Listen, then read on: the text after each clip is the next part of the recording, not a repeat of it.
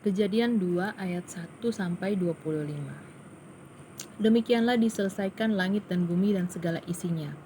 Ketika Allah pada hari ketujuh telah menyelesaikan pekerjaan yang dibuatnya itu, berhentilah ia pada hari ketujuh dari segala pekerjaan yang telah dibuatnya itu. Lalu Allah memberkati hari ketujuh itu dan menguduskannya, karena pada hari itulah ia berhenti dari segala pekerjaan penciptaan yang telah dibuatnya itu. Demikianlah riwayat langit dan bumi pada waktu diciptakan.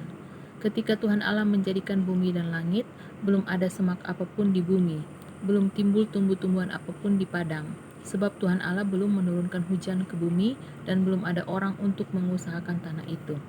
Tetapi ada kabut naik ke atas dari bumi dan membasahi seluruh permukaan bumi itu.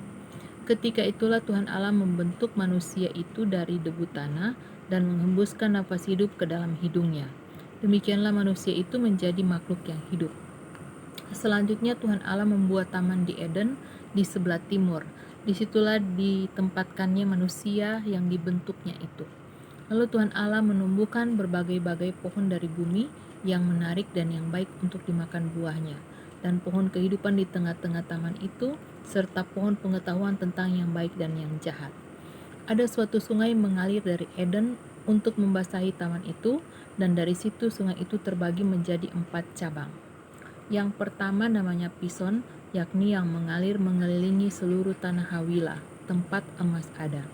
Dan emas dari negeri itu baik. Di sana ada damar bedola dan batu krisopras. Nama sungai yang kedua ialah Gihon, yakni yang mengalir mengelilingi seluruh tanah Kus. Nama sungai yang ketiga ialah Tigris, yakni yang mengalir di sebelah timur Asyur. Dan sungai yang keempat ialah Efrat.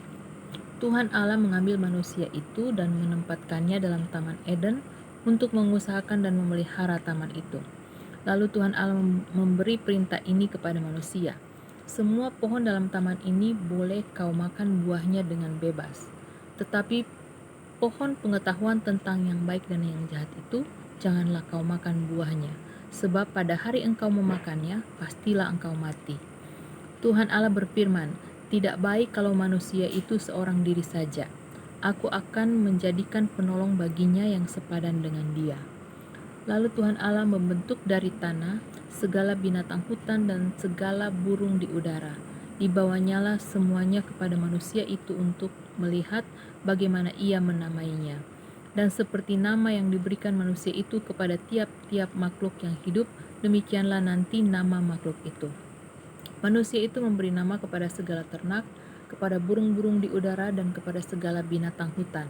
Tetapi baginya sendiri ia tidak menjumpai penolong yang sepadan dengan dia.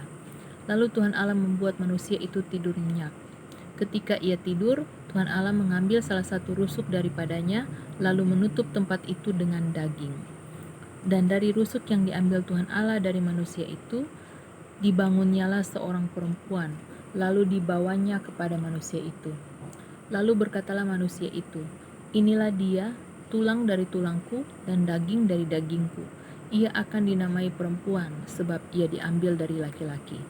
Sebab itu, seorang laki-laki akan meninggalkan ayahnya dan ibunya dan bersatu dengan istrinya, sehingga keduanya menjadi satu daging. Mereka keduanya telanjang, manusia dan istrinya itu, tetapi mereka tidak merasa malu.